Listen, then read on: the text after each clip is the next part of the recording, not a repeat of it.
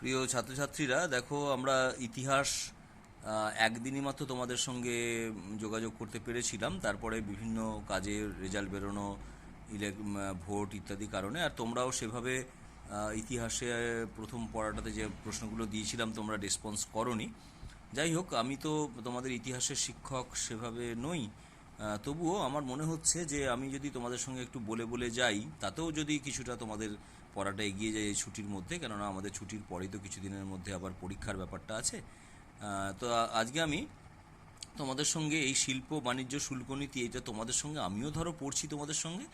হ্যাঁ, তোমরাও একটুখানি পড়বে এবং সেখান থেকে যে প্রশ্নগুলো আসতে পারে সেগুলো নিয়ে আমরা একটুখানি আলোচনা করব। দেখো, 1757 খ্রিস্টাব্দে পলাশি যুদ্ধের সময় পর্যন্ত, তারপরে তো অন্য ব্যাপার ঘটে গেল। তো সেই সময় পর্যন্ত ব্রিটিশ ইস্ট ইন্ডিয়া কোম্পানি মূলত একটি বাণিজ্যিক সংস্থা হিসেবেই তারা কিন্তু কাজ করত। তারা কি করত না, আমদানি রপ্তানি করত। দামি ধাতু, নানা রকমের জিনিসপত্র তারা ভারতে আমদানি করত, আর তার বদলে আমাদের এখানকার মশলাপাতি, কাপড় ইত্যাদি রপ্তানি করত। কিন্তু ব্রিটেনের যারা ওই বস্ত্র উৎপাদক যারা, তারা এই কম দামের যে কাপড় ওখানে চলে যেত, তো সেটাতে তারা খুশি হচ্ছে না, কেননা তাহলে ভারতীয় কাপড় ওখানে বাজারটা দখল করে নিচ্ছে। তো তখন তারা ব্রিটেন সরকারকে চাপ দিতে শুরু করলো যে ব্রিটেনে ভারতীয় দ্রব্য যাতে বিক্রি না হয়। তো সেই সময় 1720 সালে আইন করে ব্রিটেনের সরকার তারা সুতির কাপড় ব্যবহারটাকে বন্ধ করে দিল, এবং অন্য যে কাপড়গুলো আমাদের আসতো, বিশেষ করে ওই ধরো মসলিন জাতীয় জিনিস যেগুলো, হ্যাঁ, সেগুলোর ওপর প্রচুর শুল্ক চাপিয়ে দিল। তাহলে কি হলো, শুল্ক চাপালে কি হয়, দাম বেড়ে যায়। মানে আমাদের দেশের জিনিস যখনই সীমানা পেরিয়ে ইংল্যান্ডে চলে যাচ্ছে, তখনই তার উপর শুল্ক ধার্য হচ্ছে, তার ফলে অনেক দাম বেড়ে যাচ্ছে।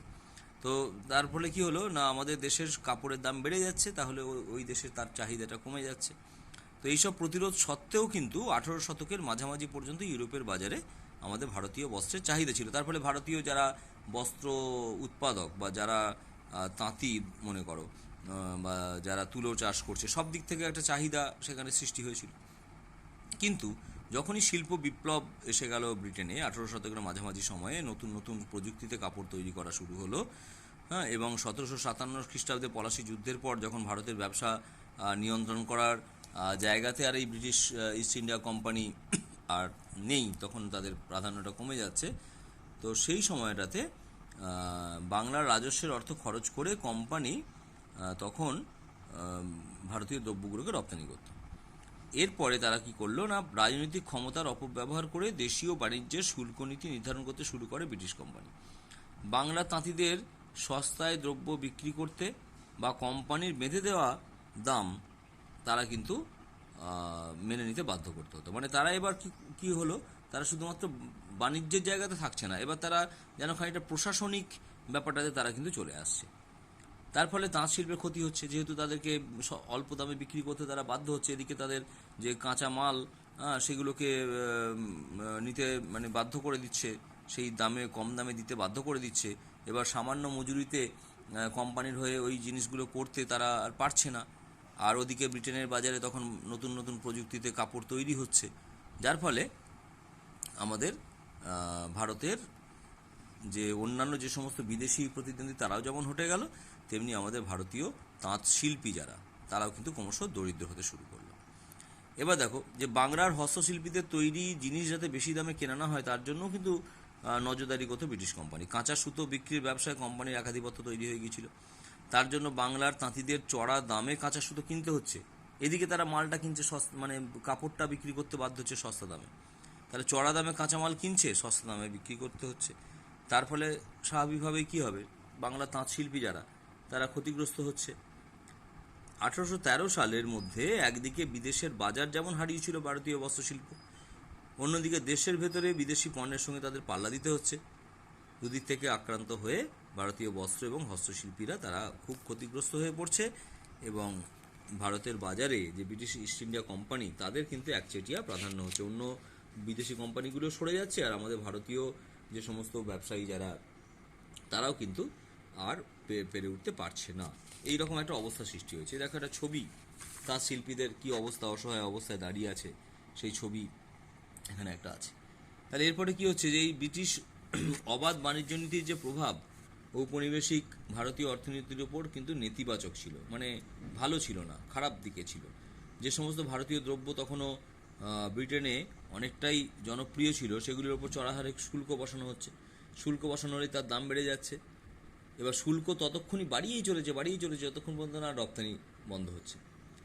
তার ফলে কী হলো, যে ক্রমশই তৈরি দ্রব্য রপ্তানির বদলে শুধুমাত্র কাঁচামাল রপ্তানি করতে থাকে ভারত থেকে, আর ওই ব্রিটেনের বাজারে সেগুলো থেকেই দ্রব্য তৈরি হয়ে সেগুলো আবার ভারতের বাজারে বেশি দামে বিক্রি চলে আসছে। তারপরে ভারতের নীল, চা এগুলো ব্রিটেনে রপ্তানি হচ্ছে, হ্যাঁ, আর সেগুলো ব্রিটেনের শিল্পের কাঁচামাল হিসেবে আবার কদর পাচ্ছে। এবার কাঁচামাল রপ্তানির ক্ষেত্রে কাঁচা সুতো অন্যতম প্রধান। সেই সুতো তৈরি করে, কাপড় তৈরি করে ব্রিটিশরা আবার তারা ভারতের বাজারে নিয়ে চলে আসে বেশি দাম দিয়ে। তার ফলে কী হচ্ছে, ভারতের যারা তাঁতি তাদের কিন্তু বাজারের চাহিদা ক্রমশ কমে যাচ্ছে, কেননা ওখানে অনেক কম দামে তৈরি হচ্ছে, তারা তো কাঁচামালটা কম দামে পেয়েছে। বুঝতে পারছো?